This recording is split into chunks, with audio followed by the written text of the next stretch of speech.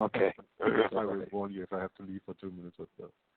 That's fine. Yeah. Yeah. I prepared a little bit for the reading or the studying that we're going to do tonight.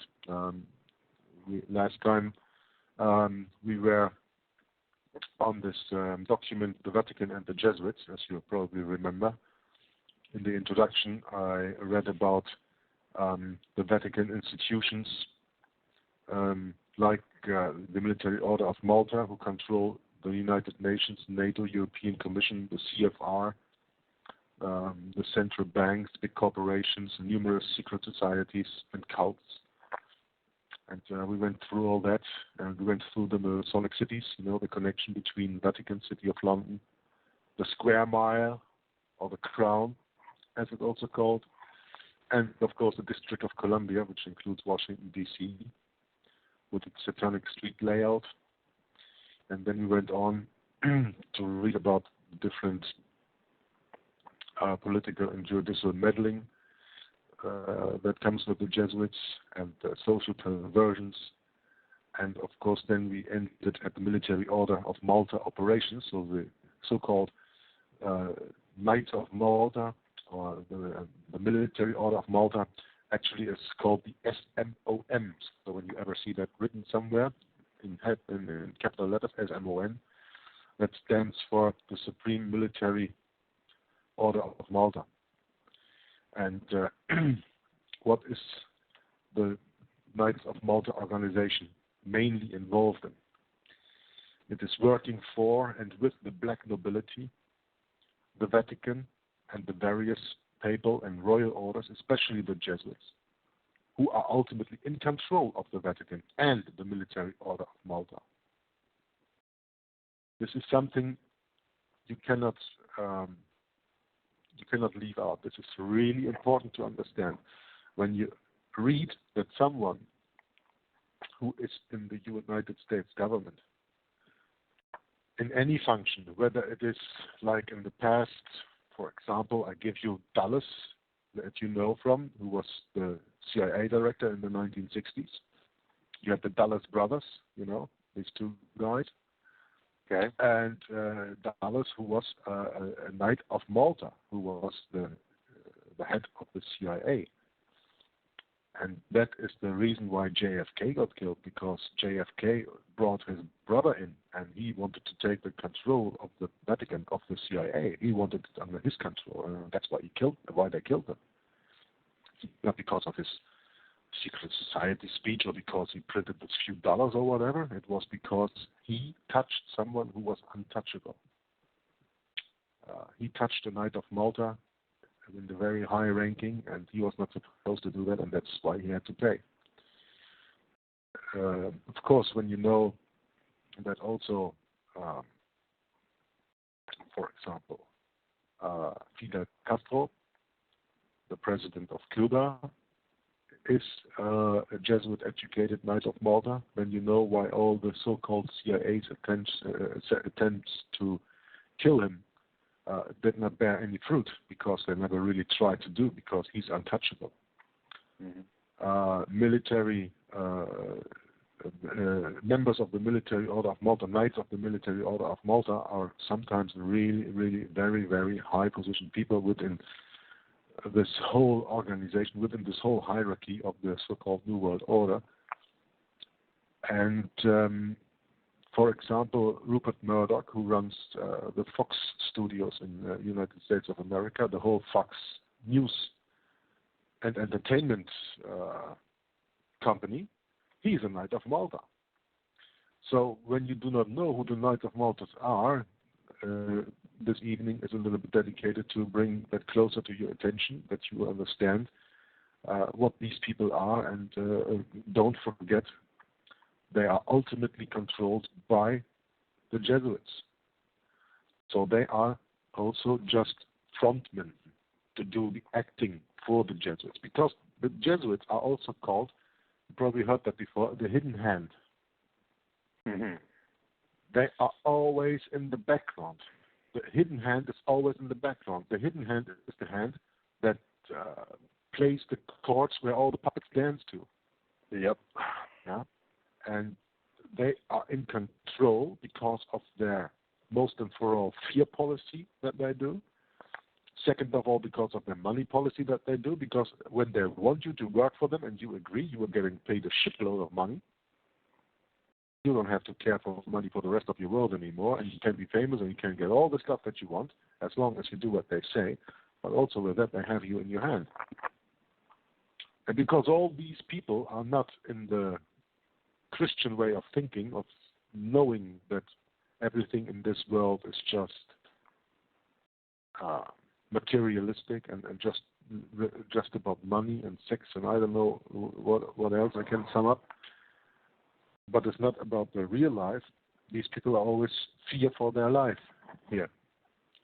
Where actually when they would be Christians and would accept Jesus Christ as the Savior, they wouldn't need to care for this life anymore because they knew there was something better waiting for them. Right. But of course, in this way, these people are always targets to get, what's the word? Bought over. I mean, bribed. You know, you can get bribed and can put under pressure to do the things that they have to do. And even when they are in the order order of the Knights of Malta, they still have to listen to their superiors, of course. But over the superiors, and so we are going to speak to a little bit later. But you really have to understand that the Supreme Military Order of Malta is the most powerful controlling inner court at the and the inner core of that is the Order of the Garter, which you've probably heard of too. Where, yes. For example, Queen Elizabeth is, as Dame of Malta, also a member of the Order of the Garter, which is in turn controlled by the Pilgrim Society. So there are a lot of societies, secret societies, knighthoods, and all these things intertwined together. And, in the Commonwealth of Nations, headed by Elizabeth II, is made up of 53 nations spanning the globe, accounting for 1/5 of the landmass of the Earth and a very high percentage of its strategic resources and population. Though nominally an alliance of independent states, the Commonwealth was itself founded in the late 19th century as a perpetuation of the British Empire. And Queen Elizabeth II is heading that, and she is a member of the Order of the Garter and a Dame of Malta. So she also is under Jesuit control, even though actually Great Britain supposedly is a Protestant country still. Right? Right. Supposedly. So we can look a little bit into global business operations, for example, that are run by the Military Order of Malta. Central banks and their superstructure, the BIS, also known as the Bank for International Settlements, which was founded in 1930 in Switzerland with 55 central bank members. You know, the Bank of International Settlements is the bank of the banks. It is the mother of all central banks worldwide. All national central banks, like the Federal Reserve, like the German Bundesbank, like the Swiss Bundesbank or whatever, all these central banks that the countries have, they are in an organization where the Bank for International Settlements is the mother bank. Mm-hmm. That is in Zurich, in Switzerland, and the bank is owned by, you may guess, The Vatican. yeah, but not directly. It's owned by the Rothschilds. Oh, okay. Yeah. Okay. And of course, via the Rothschilds, it's owned by the Vatican. Okay. Examples for these central banks, I have here the Bank of England from 1694, the Banque de France, that's the Bank of France from 1716 and 1800, the U.S. Federal Reserve from 1913, the Vatican Bank from 1942. The Vatican Bank, Mm-hmm. Don't think that the Vatican Bank is under the rule of the Vatican, it's under the rule of the Jesuits. Oh, absolutely it is, yeah. The Deutsche Bundesbank, and of course in Europe, the ECB, the European Central Bank that we have right now with this euro. And that is now for the moment, I think, I don't know, how many countries do have the euro? 12, 13? I don't know. I don't follow that anymore. Anywhere where I go, I can pay with the euro. So the U.S. Federal Reserve ownership, if you are interested in reading that a little bit, who owns the Federal Reserve? M.M. Warburg and Co.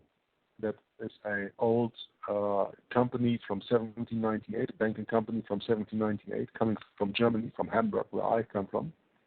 Mm-hmm. Chase Manhattan Bank, founded in 1799, from the U.S. Nathan Meyer Rothschild and Sons, founded 1811 in London. Lazar Brothers Bank, 1848 in the United States. Israel Moses Sieff, a bank from Italy. And Lehman Brothers, founded in 1850 by the United States, in the United States of America. And Kuhn, also known as Kuhn and Loeb, from 1867, that is now part of Lehman Brothers, and of course Goldman Sachs, founded 1869. All these are the banks that own the Federal Reserve.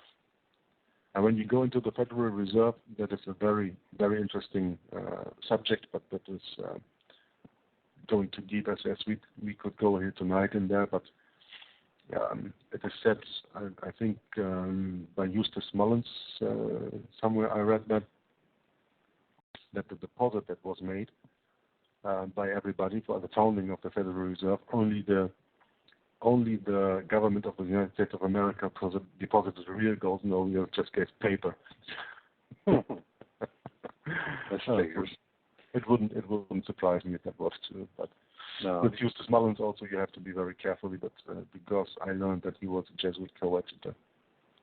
Really? Yeah. I haven't heard that one before. I know he claimed to be a Christian, and I know that he exposed it, but then again, I guess if he wasn't exposing going all the way, it could be. Now that you're saying that, there's a high probability.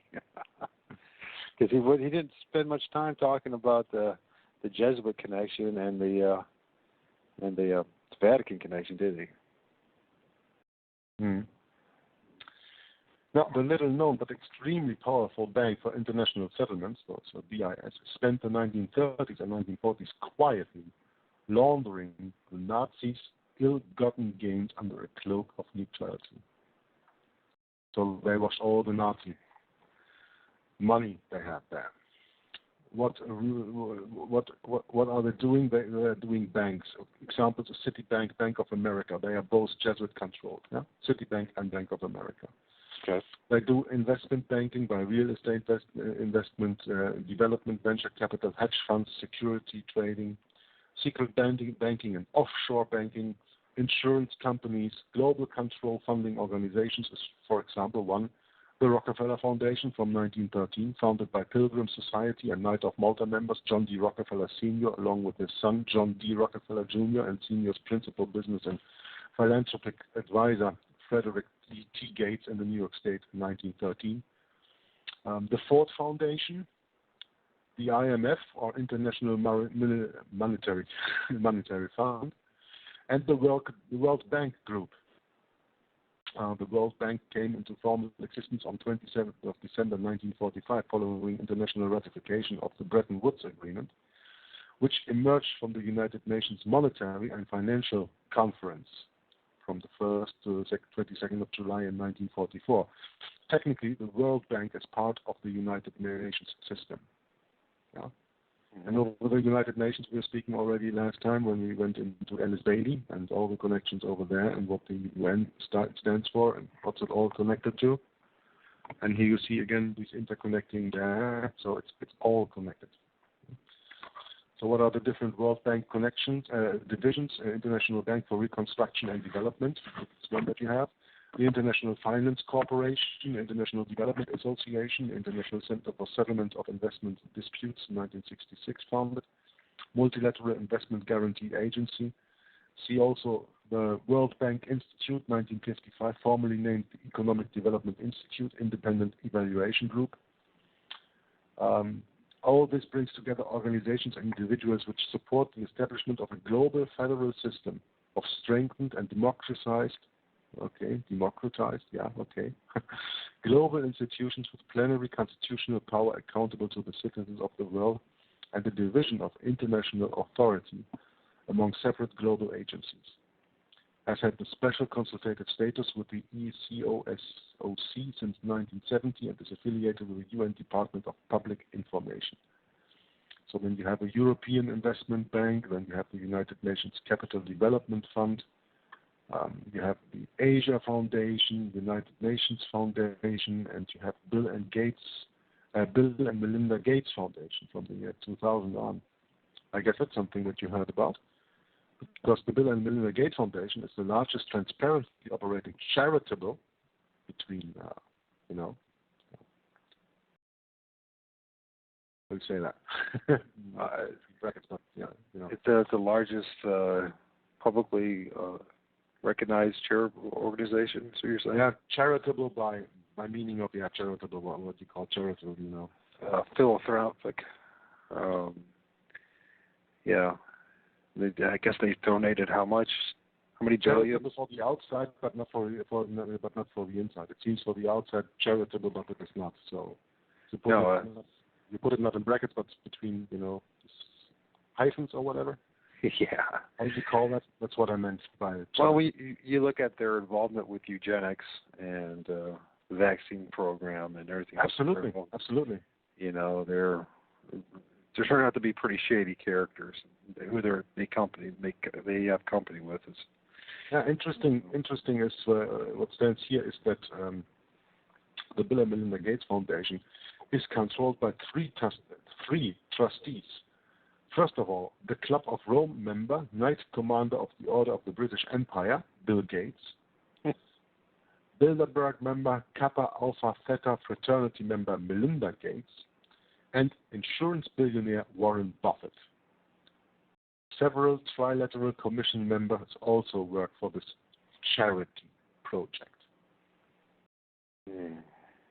Bill Gates in the Club of Rome and Knight Commander of the Order of the British Empire.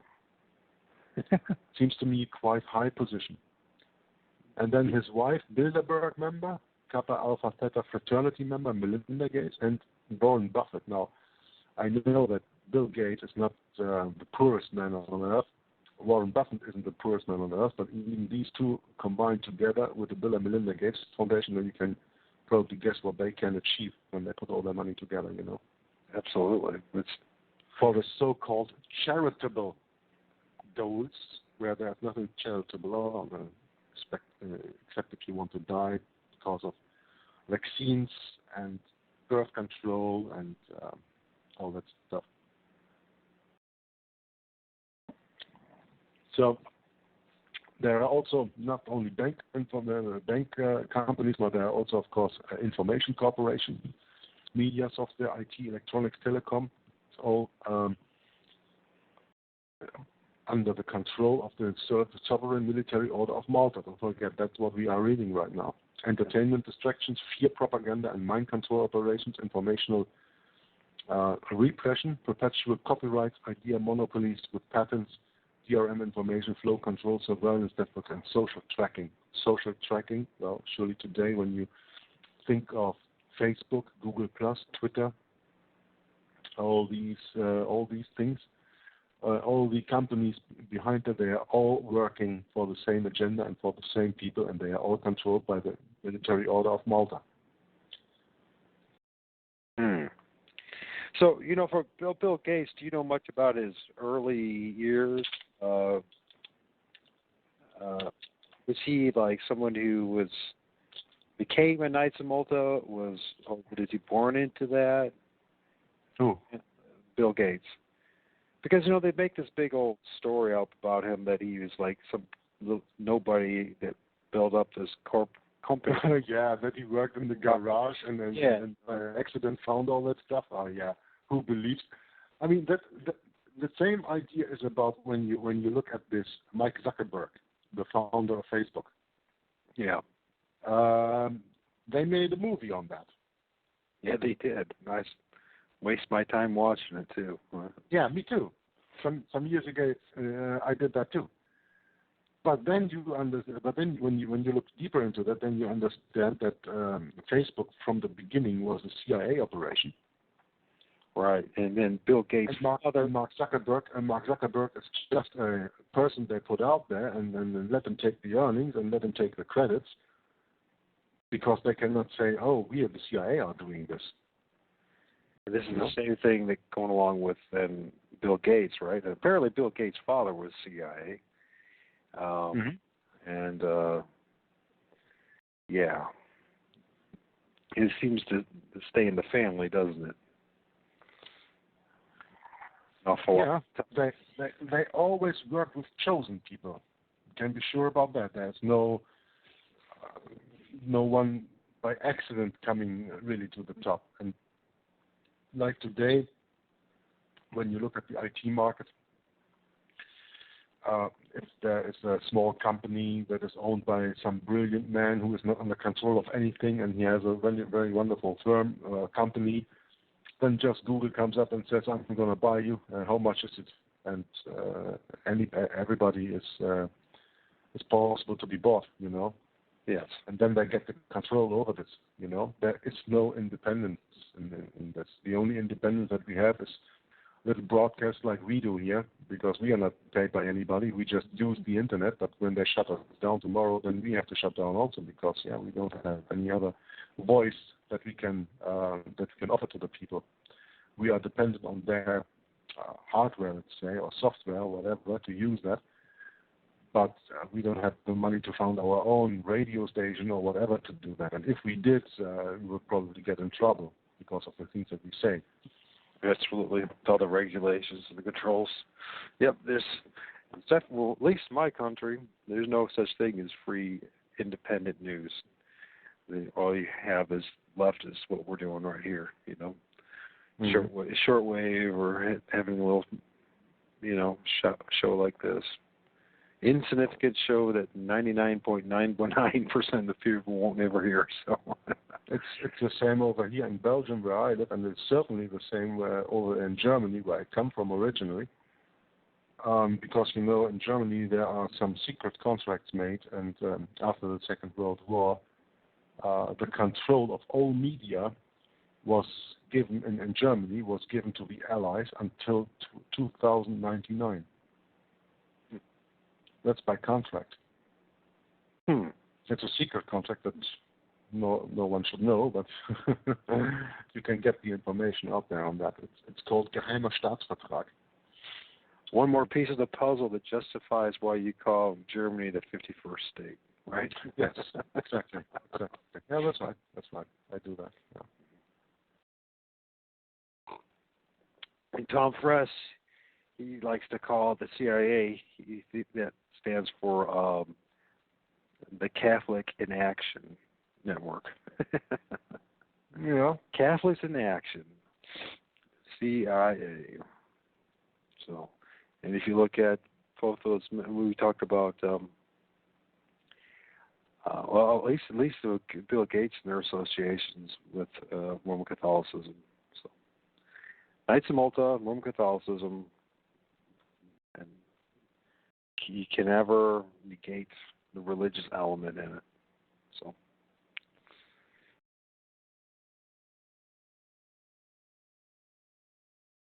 So the military order of Malta is further going into military corporations, into energy and mining corporations for petroleum, for coal, for metals, for diamonds, for water. Think of water. They are privatizing the water all around the world right now, making a natural source that is absolutely vital for survival private.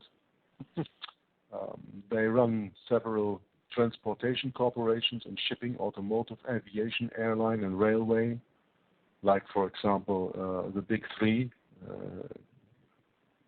GM, Ford, and Chrysler. Is that or what? What are the big three in the United States? All run by Knights of Malta. I know that Lee Iacocca was a Knight of Malta.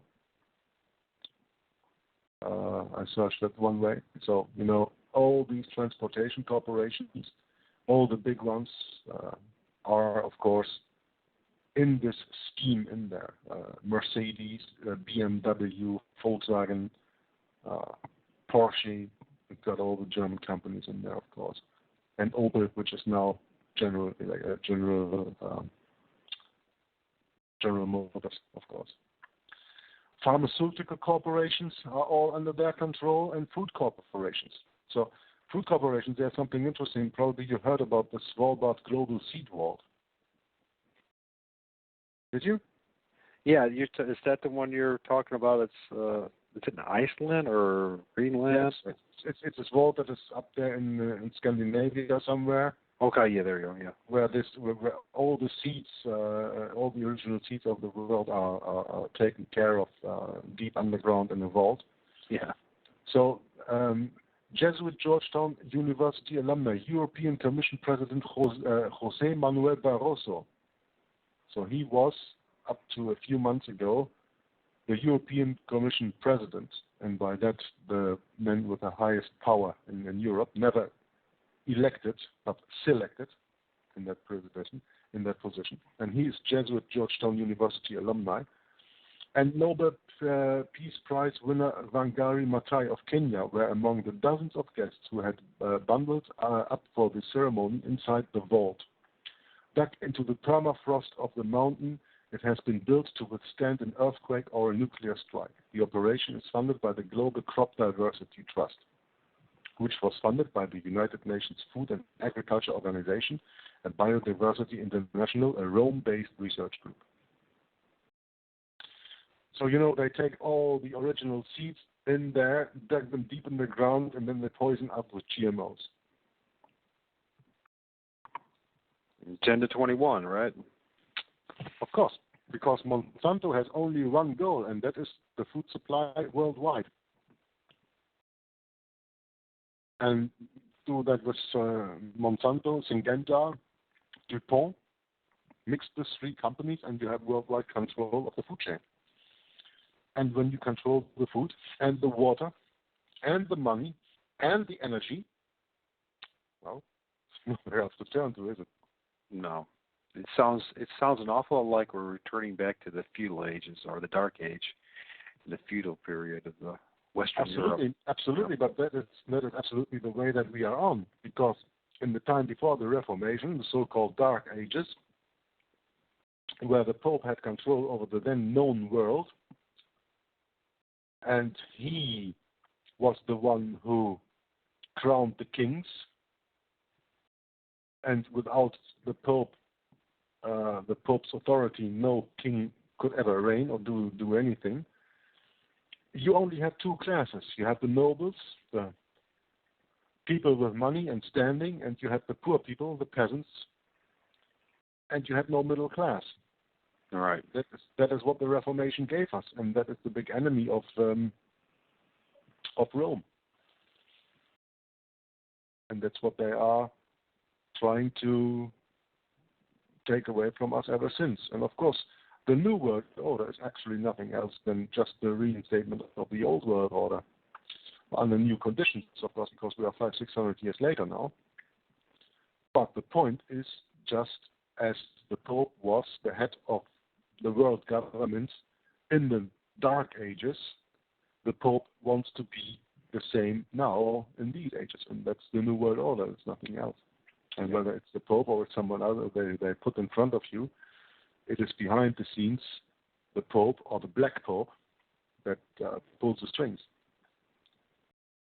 It's extremely tragic the more and more you think about it, I know one thing, it just makes you more and more want to lean on Jesus Christ and believe in Him, because there is no hope. And if we take what the Bible says seriously, this new round is going to be horrendous for the whole world. But, the most interesting thing is the further we go to read into this document, the further we see how deep all these connections are.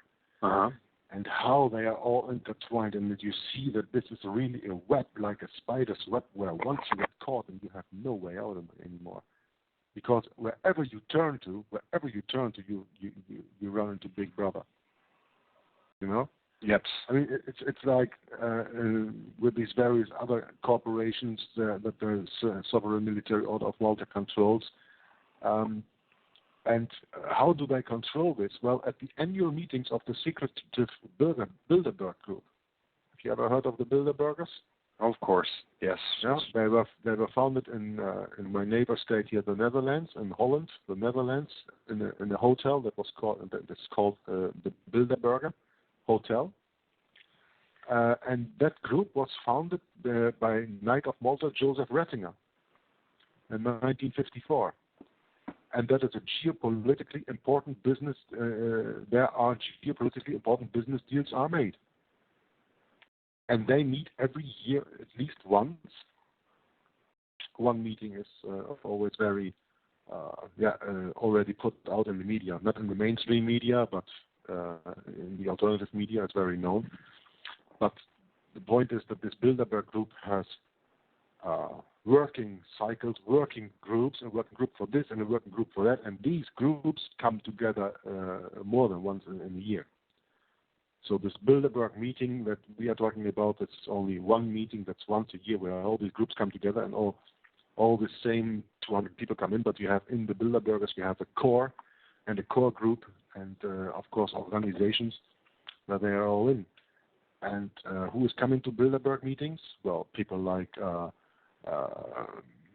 CEO of Google, the CEO of Apple, the CEO of big insurance companies, banking companies, transportation companies like car builders, people from politics, whether it's a minister or even a prime minister.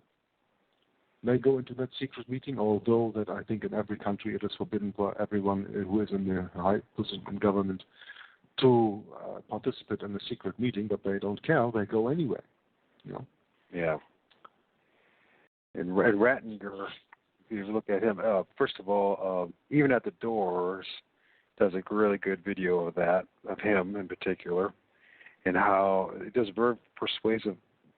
presents a very persuasive argument that Ratzinger is one of the most, if not one of the most influential men of the last century. And so few of us know who this man is. And it's interesting to look at his Nazi connections and his Catholic connections. Mm-hmm. And Knights of Malta. And he was Knight of Malta. Yeah. Okay. Where do the Knight of Malta politically and judicial meddling do? And the Order of Malta retains its claim of sovereignty under international law and has been granted permanent observer status at the United Nations. It issues its own passports, stamps, and coins. The Order of Malta has diplomatic relations with 100 countries, and its sovereignty is recognized by 105 states. I think this is news that some people didn't know yet. How do they manage the global control structures via political structures, global and financial structures that we've seen above? Also via the United Nations, 1919 to 1945, formerly called the League of Nations. You know, the predecessor of the United Nations was the League of Nations, where the United States didn't want to be a part of. And then they got them in 45 with the United Nations. Mm-hmm. The Order of Malta has permanent missions to the United Nations and these specialized agencies. The UNESCO, which stands for Education, Science and Culture. The World Food Programme. IFAD, which stands for Agriculture. The WHO, the World Health Organization, Healthcare. And High Commissioner for Refugees, High Commissioner for Human Rights, and UNIDO, which stands for Industrial Development. It has permanent court arbitration since 1899 with the Carnegie Foundation. The Carnegie Foundation in 1903 donated $1.5 million for the construction, management, and maintenance of the Peace Palace. The Peace Palace was built to the House of Permanent Court and Arbitration and the Library of International Law. From 1922 on, The building also housed a distinctly separate permanent court of international justice, which later became the International Court of Justice in 1945. So we have here Andrew Carnegie, who is from the Pilgrim Society, a member. You know, Pilgrim Society, big in control, yeah? And sometimes referred to as the second richest man in history. Carnegie Mellon University, 1900, Carnegie Endowment for International Peace and Waterloo Peace Prize Award since 1931 by the Carnegie Foundation. International Court of Justice, 1945. Of course, we have then in The Hague, the Academy of International Law, which is all controlled by the sovereign military order of Malta. The Socialist Fascist European Union, which is its 1947 origins of the European movement founded by Knight of Malta Joseph Ratzinger, who we just talked about, who also founded the Bilderberg in 1954, and related institutions and projects. They meddle also with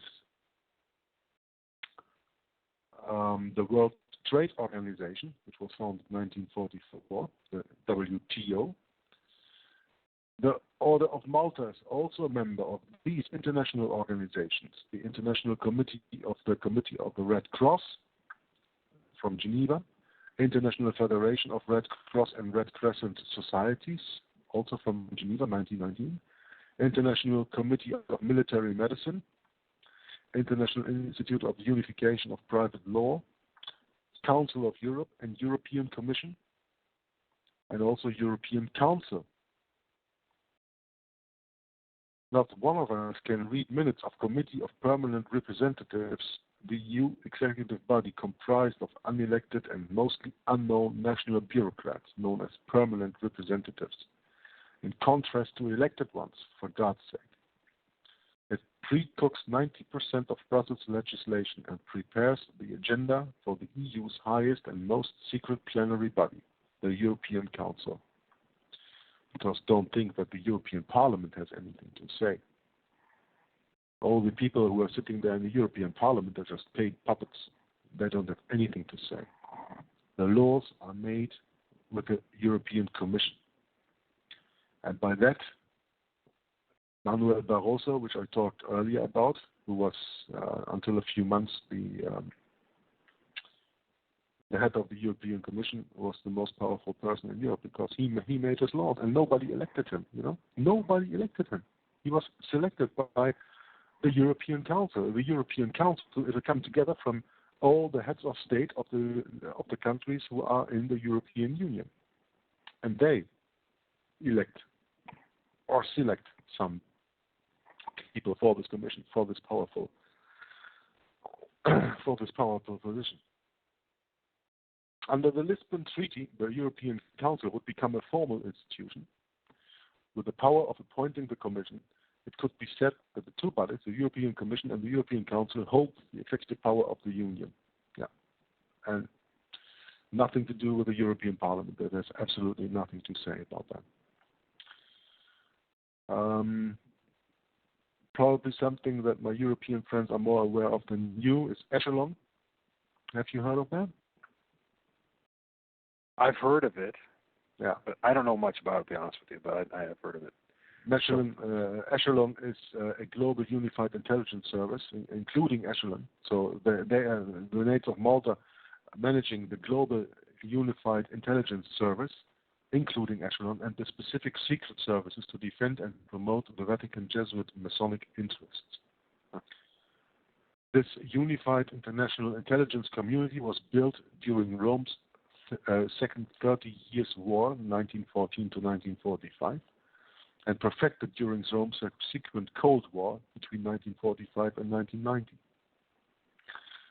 1990. Echelon is, well, everybody speaks now about the NSA and this so-called scandal that is coming out, that the NSA is controlling everybody and reading everybody's emails and listening to everybody's telephones and all that stuff. That's already since the 90s here in Europe with this Project Echelon. I think that is based for a big part in Great Britain. That is here already normal since all these years.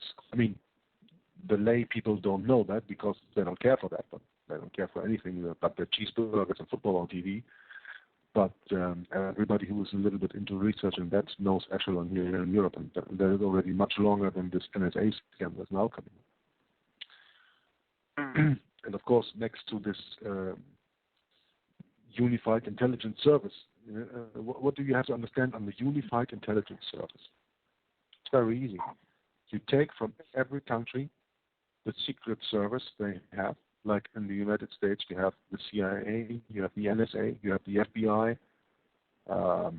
probably a few more that I'm not aware about right now. But all these are intelligence agencies. And then you have in Israel the Mossad, and in Germany you have the BND, and then in Russia you have, you had this KGB, which is now, I don't know, FCB or what is it called right now? It's changed its name, but it's still the same organization. All these intelligence companies are in fact under one cap that is controlled by the Supreme Military Order of Malta, which is again controlled by the Jesuits. So you can say that the Jesuits, or in other words, the Roman Catholic Church, has all the needed intelligence information worldwide, because they own or control all intelligence agencies worldwide. That's why it's such a joke. Like in Germany, they are playing this theater for the people with this, Angela Merkel, the chancellor, her telephone was tapped by the NSA. And they make such a big scandal out of it. And did the MAD know? MAD is Militärischer Abschirmdienst. That is the military intelligence agency in Germany. Did the MAD know, or did the BND know?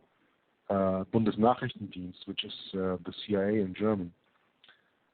Did they know, and why didn't they do anything? And they're playing a big theater there already for half a year with this hacked phone by Angela Merkel, where so-called one intelligence agency is working against another or spying in another. Dude, they are all interchangeable. They are all out there with the same agenda. Maybe not on the outside for everybody to see, but behind the scenes. And this is why it is so important that we have to put in our minds, okay, it is the military order from the Knights of Malta, but the Knights of Malta are Jesuits and are Jesuit controlled. Right. And then you have just to go, you have to go into the oath that the Jesuits take to understand this. I always get sick when I get a comment on one of my videos where they say, well, it's crypto Jews who founded the Jesuits. Oh my God, how is that possible? But you have to be, people are so dumb, but you have to be aware of the point that even in their own oaths, they state, and even to descend so low as to become a Jew among Jews, that you might be enabled to gather together all information for the benefit of your order as a faithful soldier of the Pope. Yep. That is taken directly from the oaths from the Jesuits.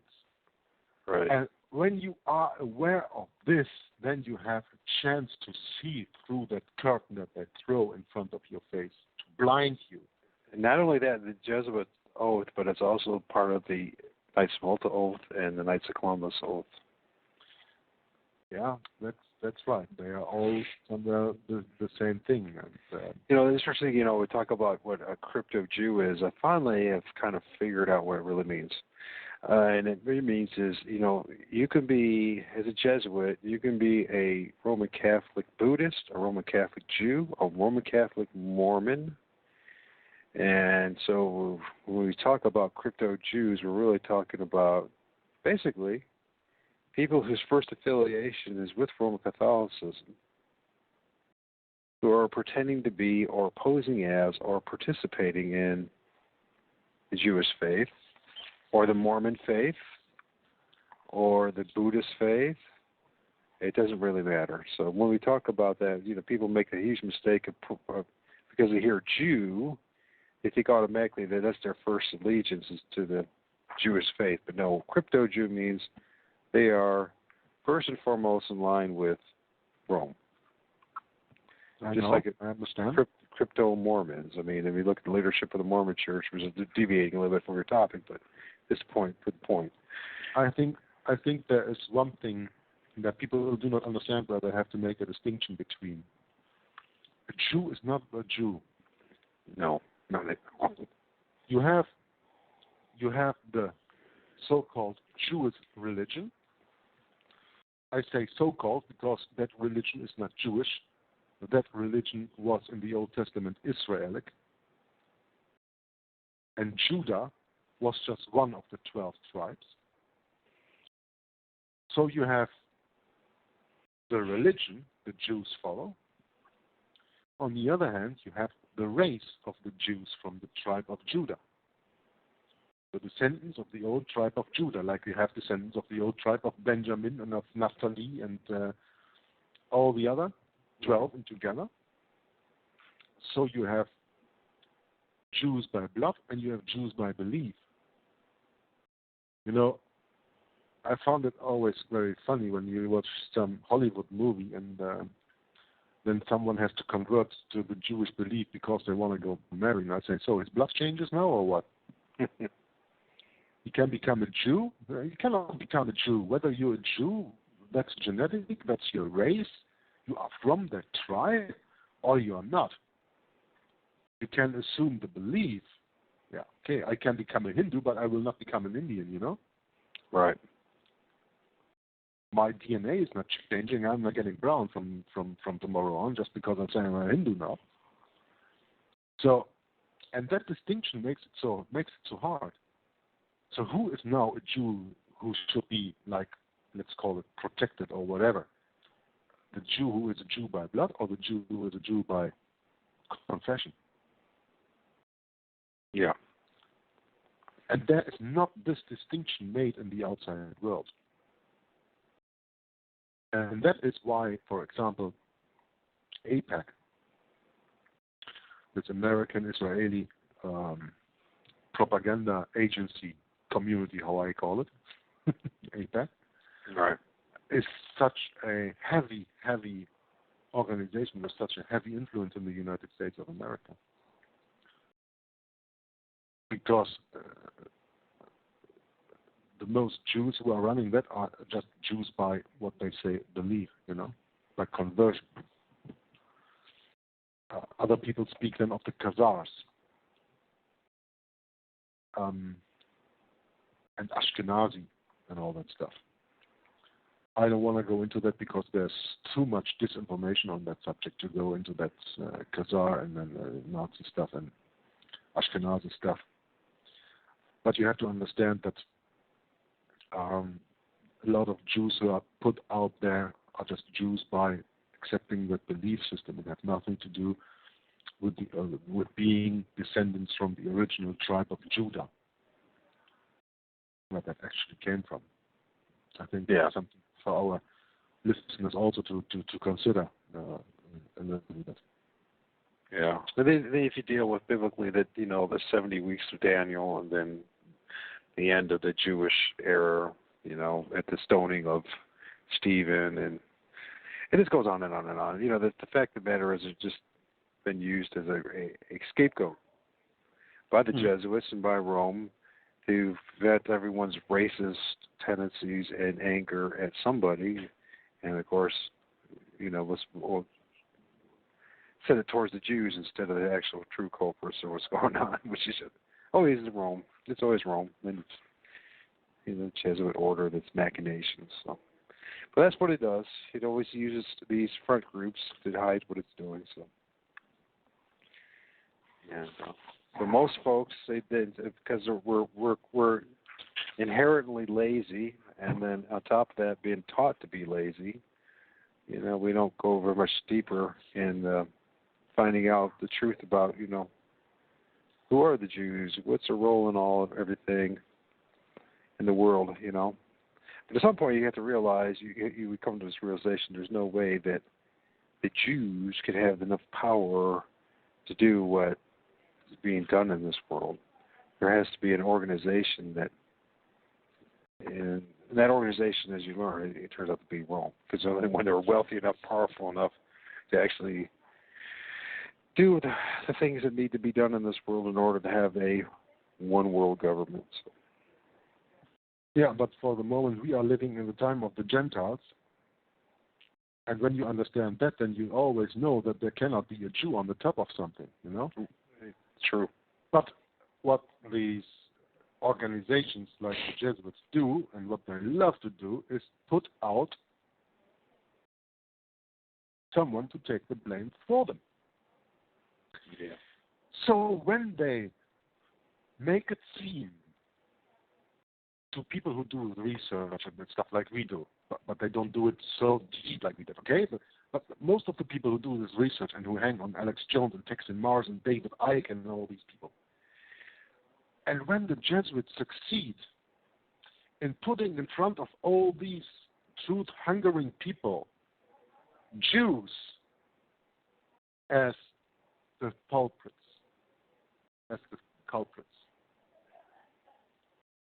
they initiate hate. Sorry. They initiate hatred. And they initiate anti-Semitism. Even the subject of anti-Semitism, is really another subject than just the subject about the Jews, because even the Jews are not Semites. Right. But that's something else. But let's just talk in terms of how the people who are living in the Matrix understand this topic. And they are being set up to blame the Jews. That is exactly what Hitler used in the 1930s when he was speaking about the Jewish banking empire and all that stuff. But I just read it. Who owns the Federal Reserve? Who owns all these banks? The Knights of Malta. The Knights of Malta are not Jewish. And the Jesuits behind them are not Jewish. But that's who runs it. We are living in the times of the Gentiles and not in the times of the Jews.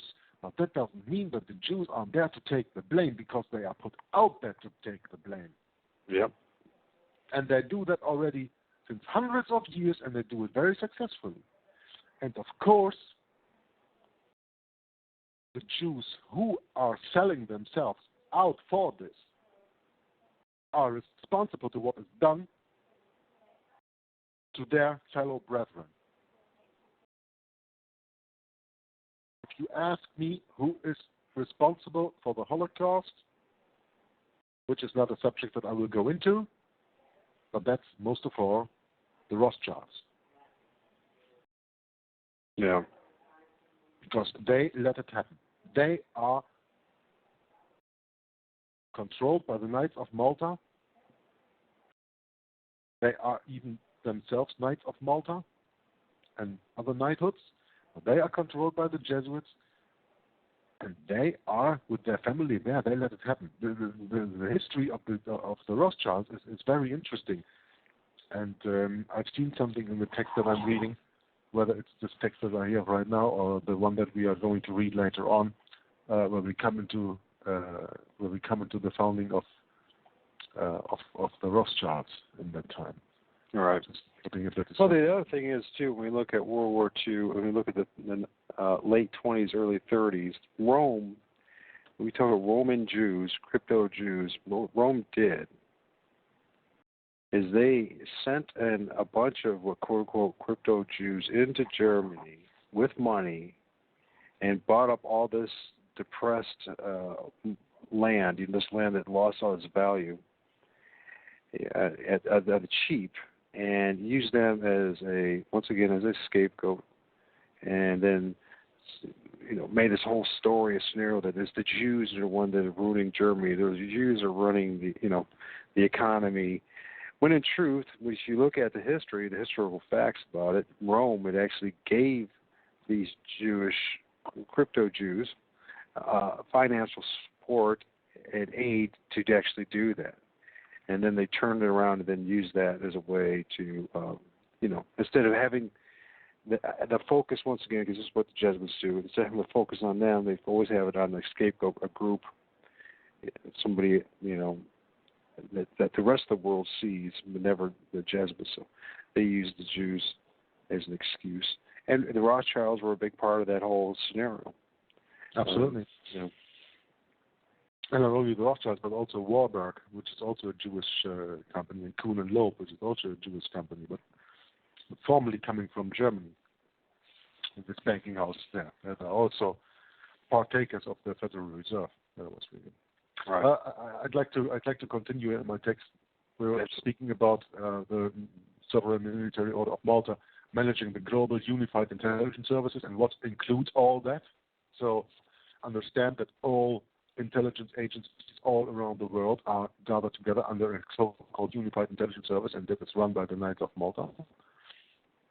And, of course, all the military structures like NATO, the North Atlantic Treaty Organization, United Nations troops, and Blackwater private military, Blackwater, which is, I think, today called EX,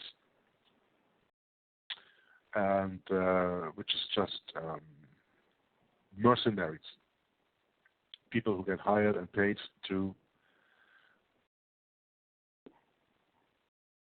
go out for war, to go out for terrorist attacks and all that stuff. That is where all these people come from when you hear that somebody put a car bomb here or blew himself up. This is all in working together with NATO and NATO secrets organizations, like you had that here in Europe, Gladio. You heard about that? Gladio, I've heard of it. Once again, another topic that I've not really done much research. There is some like the fifth column or structures of NATO left behind to fight back if the so-called Russians got us here, so that they were the last base off, and Gladio was connected into crimes and everything else. Like here in Belgium where I was, there was some 20, 30 years ago, there was this Colruyt gang. Colruyt is a big supermarket, and these supermarkets were all robbed, and there was Gladio behind that. There's a very interesting researcher from Switzerland. His name is Dr. Daniele Ganza, and you can look him up. He does very interesting lectures, also in English, about Gladio, and tells that out. So Gladio is more like, let us call, the terrorist department of NATO. And of course, you have the same in Blackwater or EX, whatever, where you work with mercenaries. Don't forget the French Foreign Legion, it's called. Yep. Yeah. They are also used for these tactics, for terrorism and all that stuff, to put in there. So all that under the control of the Knights of Malta. And what policy propaganda for the purpose of social, commercial, and military control do we have that is also controlled by the Knights of Malta? International policies. You have the Chatham House that is founded in 1920, EU-based, formerly called the Royal Institute of International Affairs, or RIAA. Maybe you've heard of that before. But Chatham House is interconnected also with the Club of Rome. Then you have the International Institute for Strategic Studies, which is 1958 founded and EU-based. Then you have, of course, the Club of Rome. You have the Trilateral Commission, which was founded in 1973. You have the special international policies like the Tavistock Institute, which is for social psychology politics, Aspen Institute, US-based, Mm-hmm. Senate Council, 2002, EU-based Drug Policy Institute with offices in Afghanistan, Kabul, Kandahar, and Lashkar. Drug Policy Institute in Afghanistan. Okay. Where, before the United States of America invaded, the crops went down, and the opium production is on an all-time high since the Americans have been there. Yep. So who is running the drugs? Normal people or the government? Then you have also Transatlantic, the Economic Council from 2007, which is under their control, and national policies. You have Brookings Institution. You have the Council on Foreign Relations, and you see that directly when you go on their website with the Pegasus that they have, this flying horse. The American Enterprise Institute, John Birch Society, Cato Institute, the Council on National Policy. And John Birch Society is controlled by the Sovereign Military Order of Malta. Who is a famous member of the United States of America of the John Birch Society? Ron Paul. Yep. So, where is his allegiance to? Huh? Rome. Of course. You don't get any points for that answer, Mike. I know. Too easy. I know. I just find my journey has just become so the overwhelming evidence that Rome's involvement in our day-to-day lives and what's going on, internet, geopolitics. It just becomes so pointless. Like that's the answer. The default answer to everything is Rome. The Jesuits in Rome, because it's the truth, and it's just really it's very. I understand why a lot of folks will go, "Well, can you guys talk about something else?" The problem is, it all goes. If we're going to have an honest discussion, it still goes back to Rome. Yeah, everybody knows that saying, all roads lead to Rome. But never anybody is really thinking about what they just said. No, it's just a cliche from the past, it's right? Just a cliche, yeah. And do you know where that comes from? The cliche? Yeah. Shoot, because Rome was the first real society that we had here in Europe that was really much progress, right? And expanded by wars and everything, and they had to build roads for their troops. And because they came from Rome, where they started all the wars to, whether it was into France, into Germany, into I don't know Spain, wherever. All the roads came from Rome, of course. All the roads lead to Rome. Because they were built from there. That was the starting point. Not many people are aware of that. But that's the truth. It's also like we have this... Some ways are still today called Roman roads here in Belgium and Germany. We have that still. Right. They really go back 1,000, 1,500, 2,000 years to that original road that was built then. That road is already there that long. Can you believe that? We have roads here 2,000 years old. Yeah. I mean, I saw that in Portugal and in parts of England too. So yeah, I believe that. Yeah. Yeah. It's amazing how, I mean, it was the architectural wonder is, at its heyday of Rome. It was basically the pagan Rome that we're talking about prior to the Holy Roman Empire. Yeah. With its aqueducts, its plumbing, its highway systems. You have to understand that Rome was a city inhabited by more than 100,000 people, and they were living there in that conditions. They had all to get fresh water, access at least, and then they all had to go to the toilet. Yeah, that all had to be taken care of. So, yeah, that goes back. But nobody ever thinks about when they say all roads lead to Rome. They never think about where does that come from and why is that. And not only why is that, but really that absolutely every road they walk on leads to Rome, also today. And therefore, it is very interesting to see how they package that and how they want to take that out of the sight. And that is by creating benign charity funds. That's what the military order of Malta do. Just like the Catholic Church and the Jesuits like to do, to try and confuse people about their fascistic history and their present operations. Sometimes these seemingly harmless charity organizations are also used for information gathering and espionage in foreign countries. I'll give you some examples. You have the Rotary International. Over 32,000 clubs in 200 countries. See also their support for the UN globalist agenda. The Rotarians are a bit like Boy Scouts, grown old and successful. The celebrated writer ignored, no doubt, to what extent he was correct, at least regarding the common origin of the two groups. So Rotary International and the Rotarians. That's really something very interesting to go into. Father Esposito actually recalled Rotary's Masonic spirit with these enlightened words.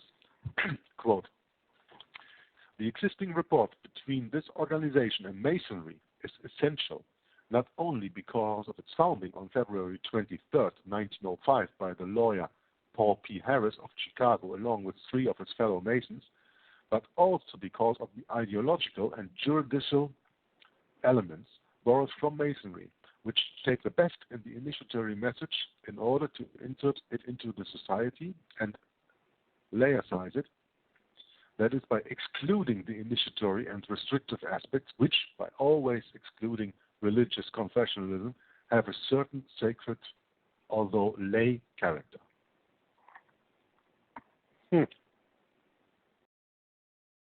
Interesting, huh? It is. 32,000 Rotary clubs in 200 countries. That means they are everywhere. Yeah, Absolutely everywhere. And you know what they seem to be for the outside, like this benign charity front. That's why it's called that way in the article here. For the outside, they seem to be good, but for the initiate and the higher levels, they know the real agenda. But there you have again the problem of esoteric and exoteric knowledge that has been taught. Yeah. And then you also have Malteser International, which was founded in 1953 as Malteser Germany, renamed in 2005, operating in 30 countries in Africa, Asia, Europe, and the Americas. Malteser organization, yeah. I know that from Germany already. Okay, I'm going to read a little bit about Catholicism and the Holy Roman Empire. How is that connected to the Jesuits? Sounds good. Hey, just so you know, I am listening. I'm going to have to mute myself out for a little bit as some people just showed up at the house, but we have a couple people listening as well. So I'll have my headsets on. I will be listening, but I won't be able to respond for about 5 minutes. So okay, that's all right. I'm just going on myself. All right. Okay. All right. Yeah. While the militaristic Roman Empire was collapsing, Pope Symmachus created the Vatican Palace in 514 as the seat of the universal religion called Catholicism. Universal religion, Catholicism, well, Catholic Catholicism means universal. We have to understand that. Catholicism itself was created about 150 years before by Emperor Constantine the First, using the First Council of Nicaea in 325 to control the political and spiritual uprisings among various regions, tribes, and slave groups, thereby making Constantine the first in a long series of Roman emperors, or popes, who explicitly wanted to completely rule over both the spiritual and political realm. Perhaps indicative of the lack of interest of the First Council of Nicaea and its Roman agenda was that of the 1900 invites sent to religious leaders, only about 300 participated. Well, that was not very interesting then, if 1,500 people don't show up to the invitation. Early Christianity-like cultures were spreading and posing a very large threat to the Roman Empire. So the Romans institutionalized the various Christian-like cultures into a new universal religion named Catholicism.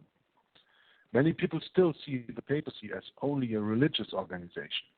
But if one looks into their never-ending quest for the political power, you'll see that the Roman Empire and the papacy have always had the exact same goal: world domination. The differences are only in the execution of this neurotic idea. The most powerful tool of the Vatican organizations has been to take hostage the much older Judaic Christian-like cultures and force these cultures into a superficial look-alike called Catholicism, or as Roman Catholics like to say, Christendom. In many parts of the world, native people were first massively killed if their spiritual leaders could not be corrupted.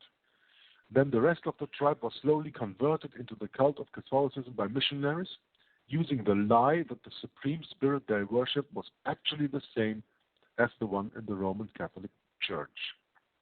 The Vatican never was a true Christian culture-based organization. It has always been an occult, esoteric or hidden, bloodthirsty political organization which has built a deceiving, hypocritical font of religious dogma, what I was speaking about, the exoteric or the visible, derived from the ancient mysticism religions, sun worship, human and animal sacrifices, holy priests, and strict obedience structures.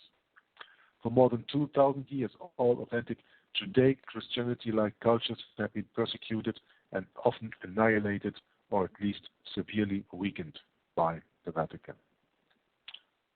Yeah, we were just talking about Constantine and 325, the Council of Nicaea. You can also name 321, where he changed the Sabbath from the biblical Sabbath, Saturday, into the first day of the week, Sunday. And that was also Constantine, and that's why he is actually, you can call it the founder of Roman Catholicism. He was the one who melted Christianity from the followers of Jesus Christ, from these churches that were apostates of pagan Rome, of course.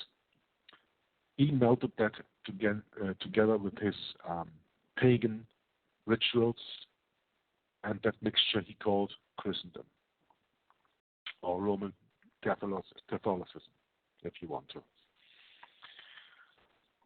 Oh, there's so much stuff to talk about when we go into these parts. So very interesting. I'm just going to read on a little bit more from the history that is written down here. So, by 541, with the Council of Chalcedon, the Holy Roman Empire itself had already fractured somewhat, and with the official East-West Schism in 1054, the Orthodox Church split from the Holy Roman Empire. Why did they split from the Holy Roman Empire? Because they didn't accept the Pope as Vicar of Christ, as the God on earth. They didn't accept their hierarchy. That's why they split up in 1054. However, the Holy Roman Empire was becoming more and more dominant in Europe and reached its power peak in 13th and 14th century. Well, that were the absolute dark ages in that time. After the Renaissance, the struggle for religious and political freedom of the various Reformation movements during the Middle Ages and up to the 18th century, some lost terrain had been regained by the Protestant nations, but the losses have been enormous, and much of the authentic spiritual basis of Christianity-like cultures has been erased from the collective memory. Almost none of the numerous Christian splinter churches today acknowledges, let alone communicates, this ancient legacy of Roman Catholic persecution, history, falsification, and spiritual perversions. Sadly, most of the so-called Christian churches today, however, are still connected to Catholicism, and thereby also the Vatican organization, in various ways, or have been infiltrated and co-opted, mainly by the Jesuits in many cases. The Vatican institution and its mafia network have always been a fascistic political organization with the cover of religious organization. The aim is and was population control, the spiritual and political realm by any means. These two realms of domination, the spiritual and temporal, are represented by two crossed keys on the papal tiara, which can be seen in many Catholic churches and on the flag of the Vatican. Because the Pope holds the two keys of the spiritual and the temporal power.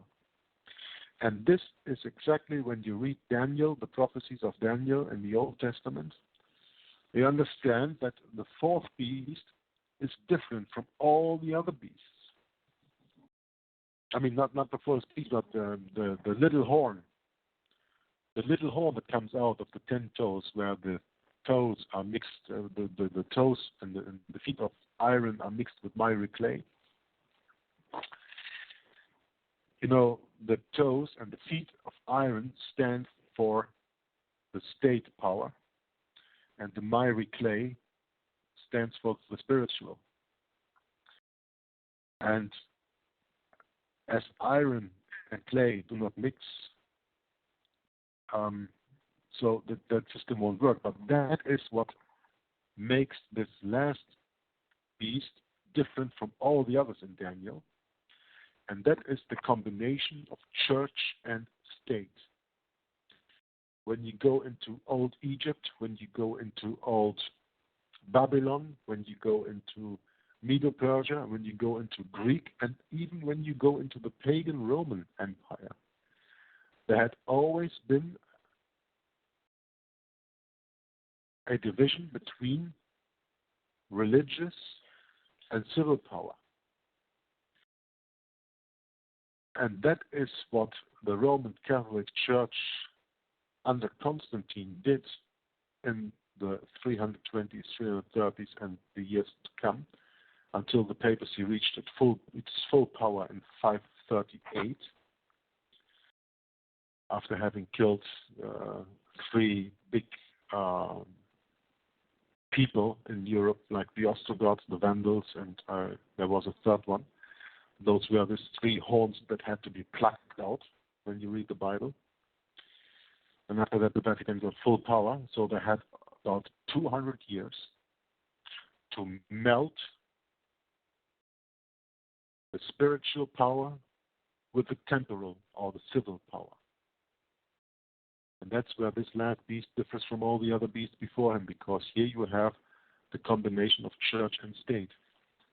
And of course, when you understand a little bit of the Bible and all that stuff, and you know that God never wanted to have a link of church and state together. That is absolutely unbiblical. And that is what I just read, that it all comes together in this, when you look a little bit into this one world religion. You can say, okay, how are they going to do a one world religion? We have Islam, we have Christianity, we have Hinduism, we have all that stuff. Well, I made a few videos on my channel on Juggler 66 that you can have a look at, and they are called One World Religion. The wound is healing. I made 2 videos on that, and in the second video of that, there is an article about a house of worship that is going to be built in Berlin, Germany, where there is worship for 3 different religious groups, namely Christianity, Jews, and Islam. These 3 under one roof can go there, hold their prayers, and there's a center in it where when all these 3 can come together and worship together. That's how they try to melt these religions. And you also have Rick Warren, who in the United States of America promotes since a long time already Chrislam, which is the fusion of Christianity and Islam. Now, when you think about it, it's not so strange, because the Vatican founded Islam. And when you study it, Islam is nothing else than Roman Catholicism for Arabs. Well, if that is so, then you can also merge these 2 together, you know. And that eventually, I think, is one of the plans that they have. But that's the way they go for a one-world religion. And there's only one thing that came in between there, and that was the Reformation, and how the Reformation changed the Vatican control it had. Because you have to understand, until the Reformation really took foot in the 1520s, Before there was only Vatican control. There was nothing else. But I'm going to read a little bit about Reformation and Vatican control right now. The Reformation changes since the early 16th century by the Protestants, which is actually what the Vatican called the sovereign heretics, to the political systems such as more decentralized ruling tax income, less centralism from Rome, and the millennium of battles against the oppressive Roman Empire that went before that sets the stage of an ongoing struggle by people all over the world to be able to live according to our natural birthright. Sovereignty of the body and spirit of each individual, protecting our sovereignty from state, religious, corporate, and secret society fascism is our principal collective responsibility. This shared value should be basis for our constitutional law. All other constitutional laws should be derived from this basis. The true history of the Reformation and the opposing Counter-Reformation, starting with the Ecumenical Council of Trent in 1545, however, was and still is not a simple two-sided conflict between the Holy Roman Empire and the sovereign people and their nations. There is growing evidence showing that the Lutheran Reformation movement was secretly used by the Rosicrucians and later the Jesuits behind the scenes to, first, restrict the social political effects of the Reformation on societies in Europe, and second, diminish the established power structures of the papacy so that these secret societies could infiltrate and, over time, completely take over the Vatican institution, partly from the inside and partly from the outside. They succeeded in doing this, but not without visible historic friction. Well, there's something that I want to go a little bit deeper into this, and this is about the Reformation. When it's stated here, there's growing evidence showing that the Lutheran Reformation movement was secretly used by the Rosicrucians and later the Jesuits behind the scenes. I haven't done a deep study in that, but I came across, when I studied Martin Luther, I came across the point that someone mentioned that Luther was a Rosicrucian. I don't know that. I cannot confirm that. I cannot deny that. I don't know that. I just put it out there and say there is information out there that states that Luther was a Rosicrucian. Well, let's just say that Luther was one of the most influential reformers ever.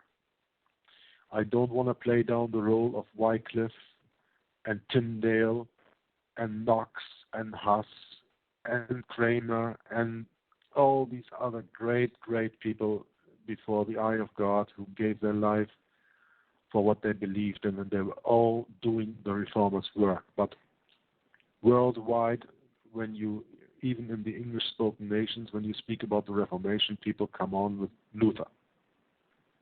So let's say that he was the big Reformation figure. He had a lot of influence. I never understood, and maybe some of our listeners can give an idea to help me understand that. Luther came out of the Roman Catholic Church. And his idea was to reform that church. Now, a few points on that. Luther, like all the other reformers, identified the Roman papal system and the Pope in person as the Antichrist, as the biblical, historical, and prophetic Antichrist. He did that. The other reformers did that. There's no question about that. That's why Roman Catholicism calls them heretics and wants them killed. That's why they invented this futurism idea in 1590 by Alcazar, I think was his name, and Ribera was the other. That's why they did that. But how can you reform the Church of Satan?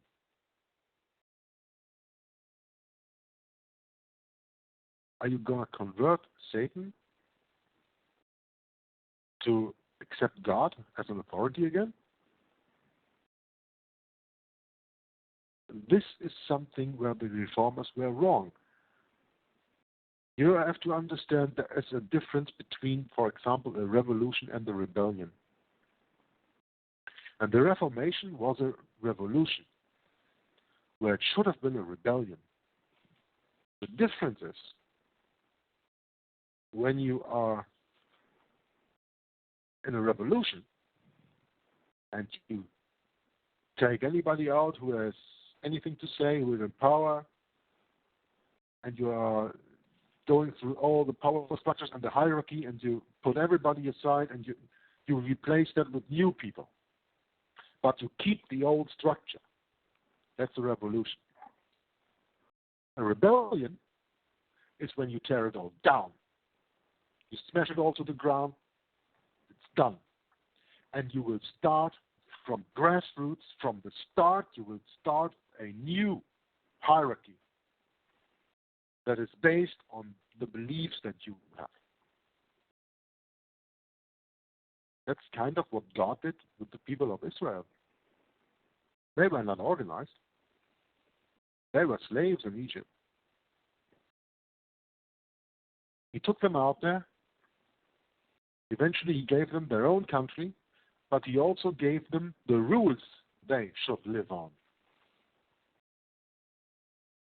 And whether they believed and obeyed the rules, or God was taking his protection away. Right? So, Israel in that time was a rebellion because they started their own thing. They didn't use any old structures. But when they came into the promised land and they didn't kill all the heretics, let's say, there, all the pagan sun worshippers, Baal worshippers, Mithra worshippers, 666 sun worshippers all around, generally. But they let them live and they took over their traditions. They got infiltrated by that. And they fell away from God by the time. So read the Old Testament for yourself. I don't have to explain all that, but that's exactly what happened. God said it himself. You are a stubborn people. He didn't use the word stubborn. He used another word, but it's coming around it. I think stiff-necked was the word in the Bible. I'm not mistaken. You always want to do your own thing, do you? So when we go back to the Reformation here, you have to see that when all the reformers identified the papal system with the Antichrist, how in God's name can they think to reform that? No, it cannot be reformed. It has to be overthrown. And my second point in there is, why didn't Luther push on the Sabbath? He also kept Sunday. Where do all the Protestant Sunday schools come from? Tell me, please, where you send your children to when you want to have 2 or 3 hours with your own or with your partner on Sunday. Oh, send the kid to Sunday school. Yeah, really? Sunday school? Why? Wasn't the day of worshiping in the Bible, wasn't that the Sabbath day? Wasn't that the 7th day of the week? Wasn't that the Sabbath, the Saturday? Why didn't Luther and no one of the other reformers also, but Luther was the one with this big impact at that time. I mean, Tyndale, okay, he was a great man, but he was more working on the writing, on just translating the Bible into the common word of the people, using the Hebrew and the Greek text, which is fantastic that he did, like Erasmus also, who first covered, I think, the translation from the Greek New Testament into Latin, and later on something else. But that's not the point. But they were more, let's say, they were more working on the software. Luther was working on the hardware. Luther was out there praying to the people and giving sermons to the people and telling the farmers what rights they had and founding a middle class by this free conscience that was given to us and that we were made aware of, and that once we were not bound under the yoke of Rome anymore, we could really use. So he was really pushing this. And to me, he is responsible for that. And why, in God's name, why didn't he push the Sabbath question? That is my big question of Martin Luther. I don't know, Michael, are you back? Maybe you want to answer on that? Yeah, I'm back. That's a darn good question. I wish I had the answer. Obviously you're not the first one to ask that question. Most of us will get to this point and ask this question, why did they not go all the way? The argument about reforming Satan's church is an impossibility. It's a contradiction. I mean, there's only one way to go about it, The ultimate struggle with all this is who's going to be our master. Is it going to be Rome or is it going to be Christ, Jesus Christ? And if it's Jesus Christ, then you're going to face this issue. It's interesting with me and Tom Press and Walt Stickle were having a conversation about this last night, And I know at least Tom, myself and you and others, and I believe Walt as well, asked this question: why didn't they not go all the way with it? Why did they not, go back to teaching the Ten Commandments? And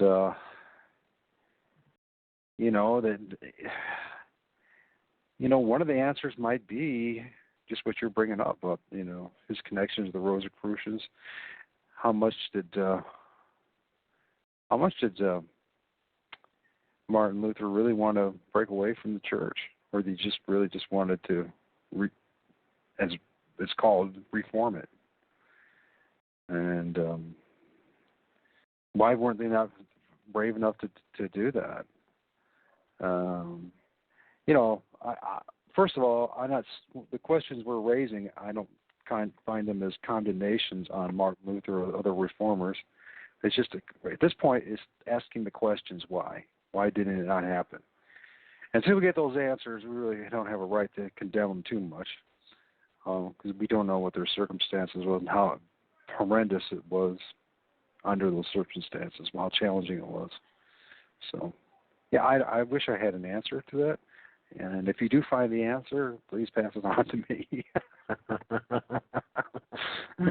Well, Michael, I'm sure that I will never can give you the answer because today sometimes it's easy to spot a Jesuit coadjutor or somebody who's just putting out there to take the blame for others, like Edward Snowden, Julian Assange. All these people are placed there, Mm-hmm. They didn't come out with anything by their own. They are just placed there and they play a role. And Alex Jones and David Icke and Trixie Mars, and you can all do very easy research on them and really expose them for what they are. But I don't think that you can go back to the beginning of 1500 and try to expose Martin Luther and where did he really come from and where were his influence coming from. I mean, Martin Luther was almost the same age as Ignatius Loyola. Yeah. And I just did a show on Wednesday about that. I read Chapter 5 of Rulers of Evil, and the irony that they both came out at the same time. Mm-hmm. And one guy, he was out there translating the New Testament into the common people's language, and the other one was developing spiritual exercises and creating a way of not serving the Lord Jesus Christ, but serving Satan. So one was serving Satan, one was serving Jesus, and I don't know. It seems the potential of that happening in that time frame, these two individuals, cannot be by coincidence. Let's put it that way. No, it's a little bit like when you look into the Bible, you have David and Goliath. They also lived in the same time frame. They had to do it because they were confronted with each other, right? Right.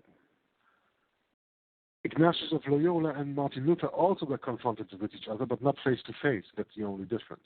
But in their struggle, in what they did, the one got a call for, I have to work for Satan and have to see that Satan got dominion over this whole earth, and that's why he proposed to the Pope a new order of monks or whatever, which the Pope first did not agree to. The Pope only agreed after Ignatius of Loyola introduced to the Pope the fourth oath. Mm-hmm. You knew that, right? Well, yeah, and then why was the Pope not too thrilled about that? Because I think they could recognize and see that what Ignatius Loyola was up to was reestablishing the Templar order, if you will, the Templar Knights, but it's going to be under a different form, a different kind of structure. And they had remembered the past. They remembered what it was like and what happened with their last affiliation with the Templars. And so, it makes sense why there was this kind of doubt and suspicion on the papacy's part. Is this Ignatius Loyola? Here's this guy from Spain, who comes from royalty, part of the Illuminati, the Spanish Illuminati. Los Alumbrados. Yeah, professing that he wants to serve the papacy, the Pope. And it goes in line with what you were talking about earlier, too, about how these different secret societies were vying for control over the papacy, who was going to be in the papacy, because, whoever's in control or has the role of the Pope and controlling the papacy, they knew that they controlled the world. And they could dictate what was going to happen, so... Now we look at someone like Martin Luther, who was, he was Roman Catholic, a Rosicrucian.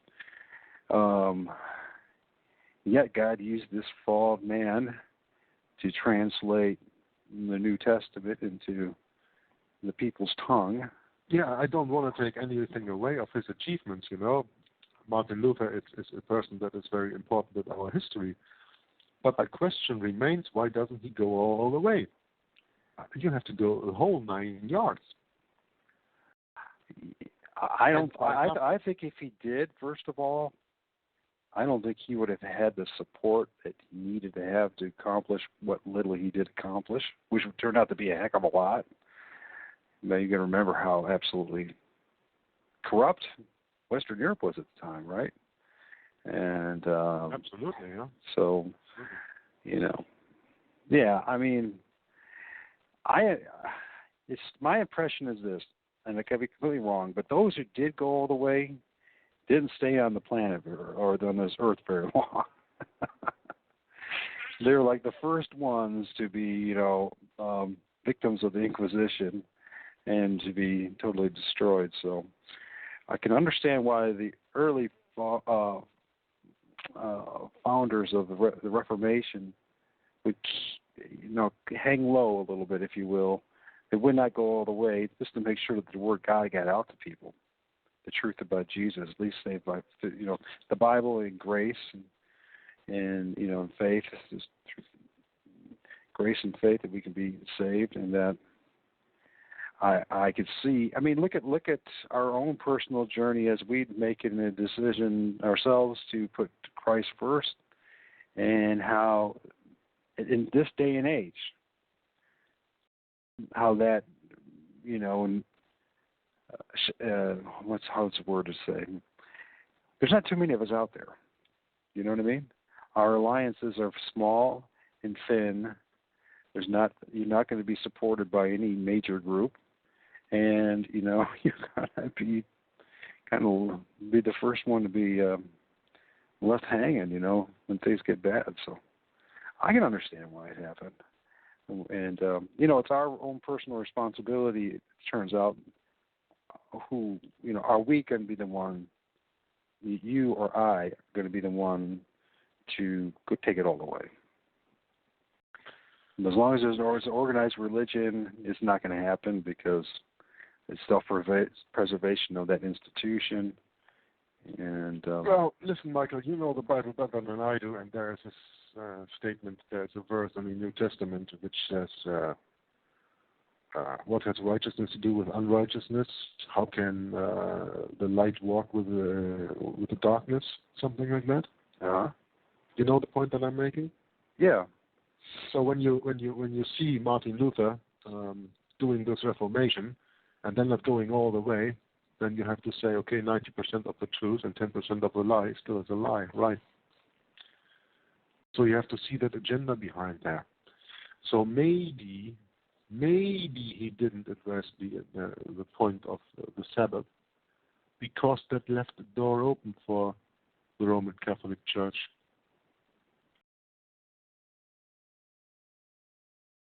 Yeah. Like freedom of religion left the door open for the Catholics in 1776 in the founding of the United States of America. Well, it definitely did leave the door open. That's no question. Motive, when you say the motive behind it, I don't know why. When you tell the people they can read the Bible, they can read the Word of God in their own language that they understand, and they all read, keep holy, remember the Sabbath day to keep it holy. 6 days thou shalt do all the labor, and the seventh day is the day of the Lord, and you shall take a rest. Something like that it states. Uh-huh. And you give all the people the possibility, and they all go to church on Sunday. What's that all about? It's not logical, it leaves something out. Is that, well, you don't tell me that anybody who is so smart as Luther and all the other reformers who were smart people, I mean, when you can translate the Bible from this language to that language, you're not dumb, all right? Right. So when you can think so far, and when you read the New Testament, that you have to keep the commandments. It's in Revelation 20, I think, or is it even 22, in the end of the Bible, where it said that, and those are the people who were following Christ Jesus and keeping his commandments. That means all 10 commandments. And the fourth commandment of remembering and keeping the Sabbath day holy is one of the 10. Well, your point is well taken. I think what the point is that, maybe I'm wrong. This is what I'm getting from what I'm hearing from you, and what I'm piecing together is that you look at Martin Luther's backers, I think it was Ferdinand, right? Mm-hmm. And who he was actually. And we look at the fact that there was this power struggle going on, and who was going to run the papacy, and having all these secret societies all kind of vying to bring the papacy down so that they could take it over. I thought they didn't really want to get rid of the papacy. They just want to get rid of the ruling families that were controlling the papacy at that time, and then put their own people in place. Could have been, that's a part of the motive that they had to get him to translate the New Testament. Not necessarily for the fact, because you look at Martin Luther's later on in life, is how he treated the peasants and what happened with the Jewish thing and all that. He kind of became a bit of an SOB in the end. Which, you know, I can understand, too, why that would be because of all the persecutions he was going through. But, you know, you look at it, it could have been just simply now I'm talking about the motives for those people that were in control in Western Europe at the time. Those were in line with Martin Luther backing him. Could those people, their motive really be just to topple the papacy, the ruling families that were in the papacy at the time, so they could put their own people in place? And therefore they allowed this to happen, the translation of the New Testament, with never themselves having the intention of actually giving God's people the freedom and the truth of what God's truth, His laws, His commandments, and encouraging them to follow that. And it's quite clear that's the probable case. So, you know, and God works in this. You know, this is one of the fine examples of that saying how God works in mysterious ways. How He uses the wicked to actually reveal the truth. Yeah. You know what I mean? Maybe, Michael, that would be an interesting subject to call in Wayne, Walt, and Tom. Yeah. I think if you can host me and do a broadcast on that discussion, because Wayne and Tom do have such a deep insight into the Bible that they can maybe come up with an idea, and I think it would be interesting to discuss this point with them on the show. Right. Don't you think? Well, it's a very valid question. It's an important question that I don't know. At the end of the day, we can actually get the definitive answer, but we come close to it. Why things happen the way they happen, and why they didn't. Well, if we can come to an answer or not is not important. That we can discuss this point and bring it to people's attention is more important than coming to an end of that, don't you think? But let's let everyone know who's listening and who will be listening. I don't think that either one of us are knocking Martin Luther. I think we're trying to understand why. Why they didn't take it all the way. That's why. Because life would be so much different in this world if the leadership of the Reformation. I tell you one thing. Rome wouldn't have. That's an easy job to do if they not only had to deal with the Seventh-day Adventists as the only Sabbath keepers openly, and all the other churches keeping the Sunday. If every Reformation, every congregation that came out of the Reformation kept the Saturday Sabbath, Rome would have a huge problem today. A huge problem. Oh, it would have been the beginning of the dismantling of. But today they only have the Seventh-day Adventists as one, and they are already since more than 20 years Jesuit infiltrated, and I have a lot of links for that. So anybody who wants to come to me and provide the links of the SDA apostasy, I can advise you to go to the site of Presence of God Ministry from Nicholas.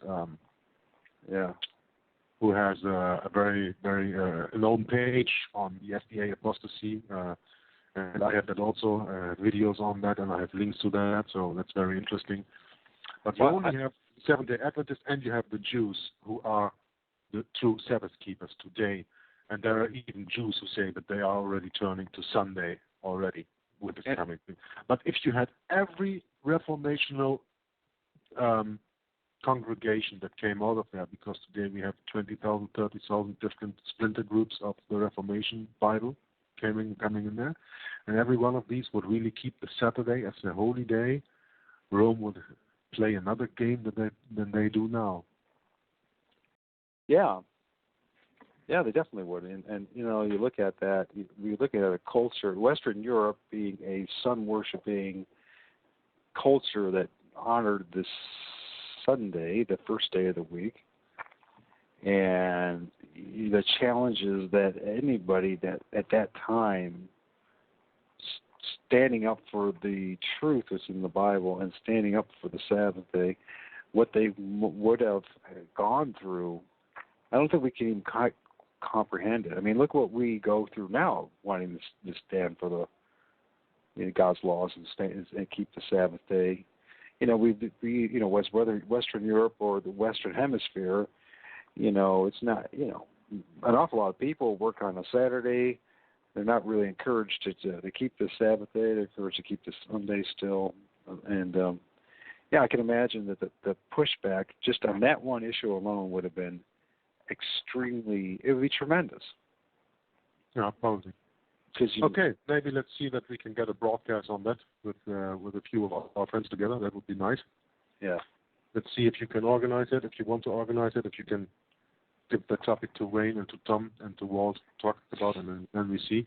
But I think we should go on now with our broadcast that I have had planned here. Okay. Because it's obviously a question that plagues both you and I. So, Yeah, it bugs me already a long time. Since I'm a Christian. I said, why didn't Luther teach the Sabbath? I don't know. But anyway, let's keep from that now and say that it's for another time to talk about. Maybe with some input from some of our listeners also who will react to this broadcast. We will see. And I will go into now occultism. So we are still on the subject on the Jesuits and the Vatican, and about how occult symbolism is still visible today when you take, for example, in architecture, Masonic buildings, ancient and new monuments and places and names, corporate logos, money design, think of your $1 bill, the coat of arms, films, especially those from Hollywood, holy days and other cultural rituals, various public accessible cult religions like Freemasonry, fraternities, scouting, New Age societies. Here are some of the Western rituals and festivals with an occult hidden meaning. So I think this is going to be interesting now. Many of which are strongly influenced by ancient Rome and Roman Catholic priesthood culture. First of all, Christmas, December 24th, December 25th, winter solstice celebration, return of the sun and the Son of God. So return of the Sun, S-U-N, or return of the S-O-N of God, Son of God. Yeah. I made a video on that last year on the 25th of December called All I Want for Christmas is the Truth About Christmas, and that covers all of that. But Jesus Christ wasn't born on the 25th of December. That is just the day when the sun, after 3 days resting at the same point, moves the first degree back to the north, and by that is being revived or risen from the dead, as they say. The 22nd of December, the sun dies, and then it stays for 3 days on the same, the 22nd, 23rd, and 24th. It rises on the same space, and then it goes back 1 degree to the north until it comes to the equinox, what we call today Easter. But that's another thing. So when it comes back to the northern hemisphere. So that's about Christmas. And then we have an interesting news about Valentine's Day for February 14th, where you guys all lay on the feet of your women to please them. What's the background of that? Ancient Rome, and likely even pre-Rome, Lupercalia celebration was it called. Note, lupus is Latin for wolf. Lupae means she-wolves. At first, an ancient Roman priesthood fertility ritual, which was later turned into the Roman Catholic St. Valentine's celebration. Sorry. February occurred later on the ancient Roman calendar than it does today, so Lupercalia was held in the spring and regarded as a festival of purification and fertility. Each year, on February 15th, the leprosy priests gathered on Palatine Hill, it's one of the hills of Rome, at the cave of Lupercal. 2 naked young men, assisted by the Vestals, the virgin holy female priests of Vesta, sacrificed a dog and a goat at the site. The blood was smeared on the forehead of the young man and wiped away with wool dipped in milk. Roman armies took the Lupercalia customs with them as they invaded France and Britain. One of these was the lottery, where the names of the available maidens were placed in a box and drawn out by the young men. Each man accepted the girl whose name he drew as his love. for the duration of the festival, or sometimes longer. As Catholicism began to slowly and systematically dismantle the pagan pantheons, it frequently replaced the festivals of the pagan gods with more ecumenical celebrations. It was easier to convert the local population if they could continue to celebrate on the same days. They would just be instructed to celebrate different people and their ideologies. Lupercalia, with its lover lottery, had no place in the new Christian order. In the year 496 AD, Pope Gelasius I did away with the festival of Lupercalia, citing that it was pagan and immoral. He chose Valentine as the patron saint of lovers, who would be honored at the new festival on the 14th of every February. The festival begins with the sacrifice by the Luperci, or the flaming dials, of 2 male goats and a dog. Next, 2 patrician young Luperci were led to the altar to be anointed on their foreheads with the sacrificial blood, which was wiped off the bloody knife with wool soaked in milk, after which they were expected to smile and laugh. The smearing on the forehead with blood probably refers to human sacrifice originally practiced at the festival. The sacrificial feast follows, after which the Luperci cut tongues from the skins of the victims, which were called februa, dressed themselves in the skins of the sacrificed goats in imitation of Lupercus, and ran out of the walls with the old Palatine city, the line which was marked with stones, with the tongues in their hands in 2 bands, striking the people who crowded near. Girls and young women would line up on their route to receive lashes from these wipings. This was supposed to ensure fertility, prevent sterility in women, and ease the pains of childbirth. This tradition itself may survive Christianized, shifted to spring in certain ritual Easter Monday wipings. But then you have the festival of Carnival, immediately before Lent, the 40 days of Catholic liturgical season of fasting and prayer before Easter, usually during February or March. It may last from a few weeks to several months, depending on the region. Well, that's where they take on masks and other people, and actually that starts in Germany the 11th of November already, Carnival season. Then you have Easter, calculated Sunday between March 22nd and April 25th, spring equinox celebration, resurrection of the sun, or son of God, the celebration of the Babylonian goddess of love and fertility, Ishtar. See also the Semitic goddess Asherah and Astarte, combined with the cosmic egg and rabbit, symbolism of fertility and regeneration. Well, because I've never seen a rabbit lay an egg, but it's just symbolism for fertility and regeneration. Regeneration, when you see rabbits go, yeah, okay. See also rebirth and resurrection, the origins of Easter tradition, pagan worship of Easter, blah, blah, blah. Some more words on that. So that's where Easter comes from. And then we have May Day, 1st of May, Phallic Maypole celebration, Axis Mundi Omphalos. The International Workers' Day is the result of traditional culture suppression and industrial political influence. Then you have Halloween, 31st of October, which I like to refer to as Reformation Day, where there is the death cult celebrated, even within the Roman Catholic Church. And then there's bullfighting. I really don't have to go about that. Televised sport events are one modern variant of this occult tradition. Yeah. That's for many people also a holy day when their favorite football team is coming on, you know. The elite know many people want to align themselves with the dominators or winners, not the suppressed, the losers. They hypnotize people with simple systems of glorified male competition and domination. A political, harmless, commercial venting system for the boredom and anger of many people.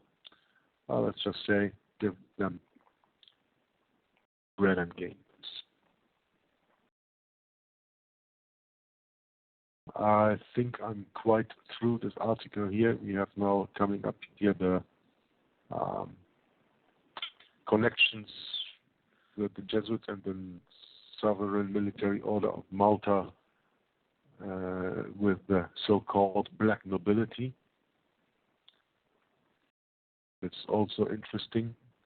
examples are the prominent but certainly not the most powerful Rothschild family, who are Knights of Malta, and the Rockefeller family, which are Knights of Malta also, who got started using Rothschild financing for American oil field exploitations. These three financial families, the Rothschilds, Morgans, and Rockefellers, all do the bidding of the Jesuit order because of Jesuit infiltration in their organizations. They do whatever is necessary to destroy constitutional liberty in America and to bring the Pope world domination. As we look back over the 20th century, we see how successful the Jesuits have been. They have continued to squander the wealth of America and continually attack its great constitution and civil liberties. Daily, the power of the Pope in Vatican City increases. One day, they will achieve total power again.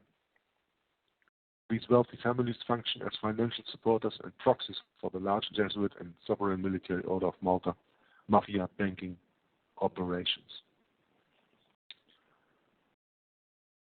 I think I'm quite through this article right now. I don't see anything that is very much interesting here. So I say we are 2 hours on the air, and we can whether go into the next, which would take us long, or we can do that the next time. I was going to read an article from the Unhive Mind, the Jesuit domination veiled by diversion agents of deception. That sounds quite interesting to read, but we can do that another time. It's up to you. It's up to you, my friend. You can do it now, or I'm enjoying it. So. But if you need a break, if you understand. I'd rather take a break and do that the next time. I can a little bit prepare of that, but I think the 2 hours that we just had were quite impressive. I mean, I had the intent. I had the idea. It was quite impressive and interesting. Oh yeah, a lot of information, as usual, and a lot of food for thought. A lot of the connections with what's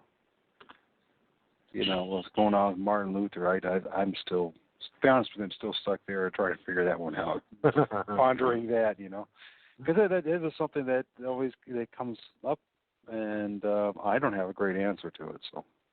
Well, it's not that you always have to have an answer on something, but sometimes you just need something to think about, and to reflect on. I mean, it's the same with me. You come into the information about the Reformation, okay?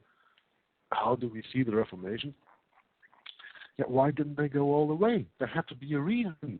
Whether it was a reason why they were, because they were infiltrated, because they were controlled of the position, because it was wanted that way. I mean, when you read the Bible, and I want to finish with that, when you read the Bible, and it speaks about the 1260 years that the Vatican is ruling, that is the period between 538, when the Vatican came into full power, and 1798, when General Berthier, sent by Napoleon to arrest the Pope. Right? Yeah. First of all, Napoleon was Jesuit-controlled and was a 33rd degree Mason. So that means that God, in his prophecies, in his doings, also uses the enemy to fulfill his prophecy. All the time. Right. Right, but can you tell me why this wonderful and important date, maybe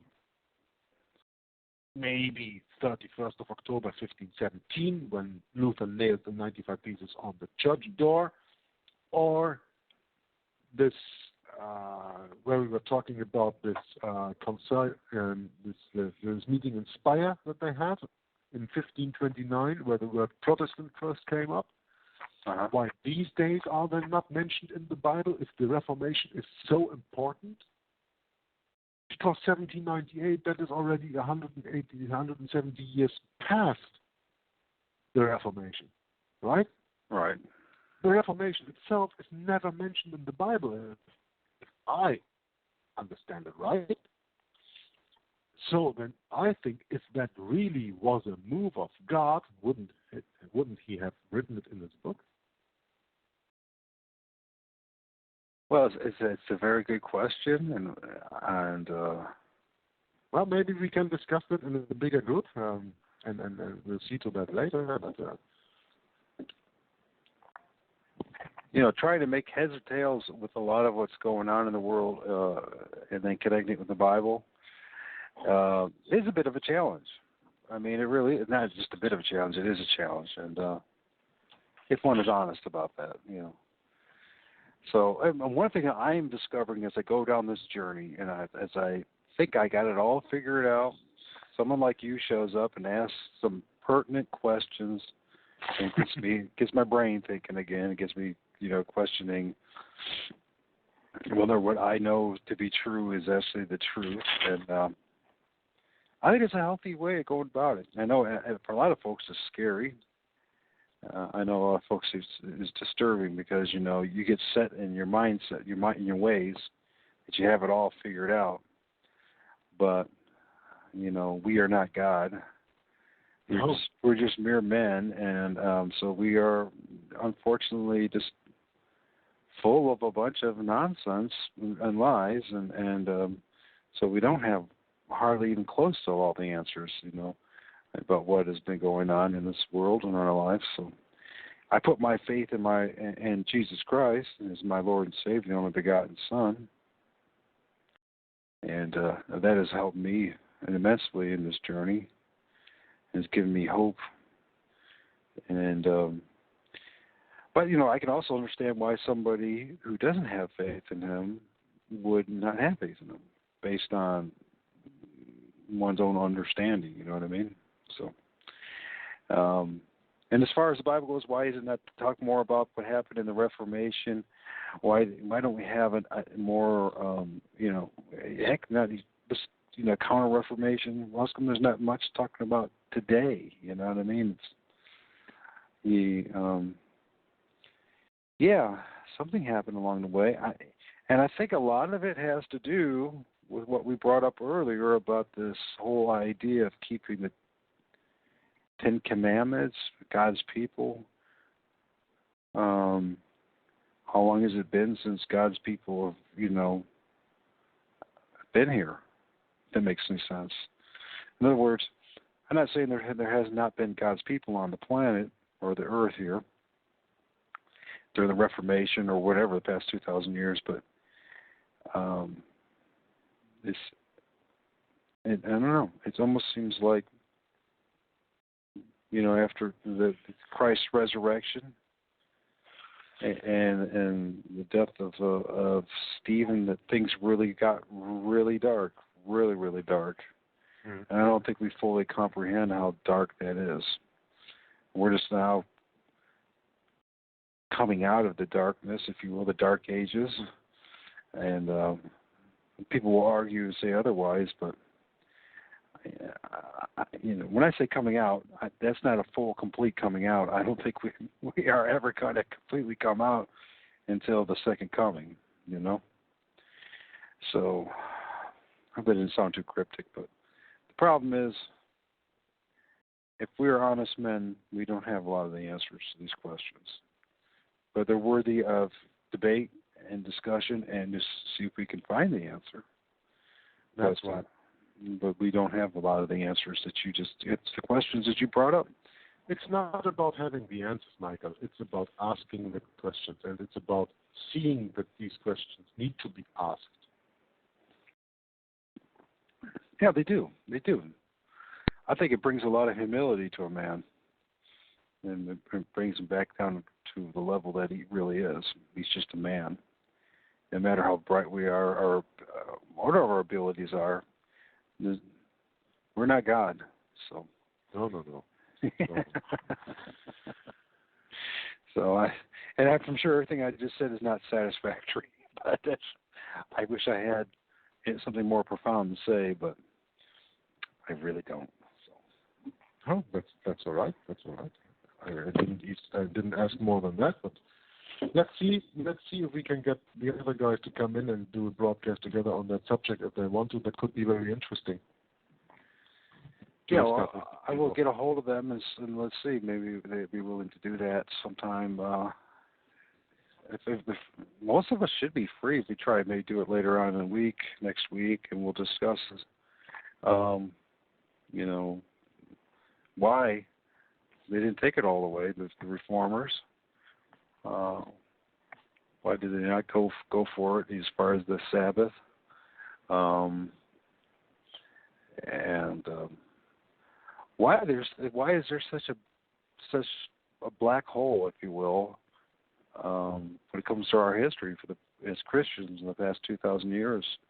Now, I know a lot of folks will say, well, we got all that early church age history, but can one truly be honest? Can one be honest and say that how much of that is accurate? We don't know. Nope. Really, a lot of the history of Christianity, has really been tampered with terribly, and there's also other subjects, because if you want to start questioning the Bible translations, then you can start questioning about first of all using the name Jesus instead of Yeshua. You can say, why is there Amen in the Bible, and doesn't that come from Egypt, Amen Ra? And I will point here to Wayne's website, Avenue of Light, where he has an article about that, where the word Amen that is first used, I think, in Exodus in the Bible. When they already are out of Egypt, they brought that word out of Egypt. And I happen to agree. I don't end my prayers with Amen, but let's not get lost here in the details right now and then these little things. Let's just say, okay, we've had our broadcast tonight.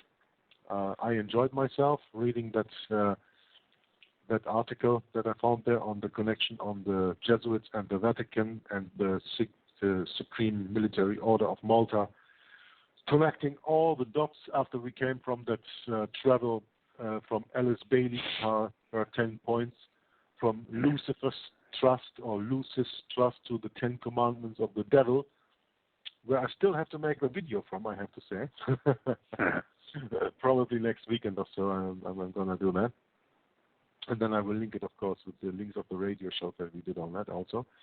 So we have had quite some kind of a travel. I have, like I told you, prepared a little articles that we can do next time when we do our show. I would see. Okay. And, by this, I would say I bring it to an end and leave it up to you to see if the other brothers of us are interested in making a broadcast about the things that we just stated and discussed, this Reformation subject, because I think that could be very interesting. But as far as I'm concerned for tonight, I thank the listeners to listen to me, and of course to you, giving me, thank you very much, the opportunity to speak here on the show. Yeah, that's been great. I hope to be invited again, and it's Sunday night here, so I hope everybody will have a nice week, and if I don't see anybody before the next Sabbath, I wish everybody to have a nice coming up Sabbath next week, and God bless you and all your families, and thanks for listening, and bye-bye. Okay. Hopefully we can have one Wednesday or Thursday again. That was really good, folks.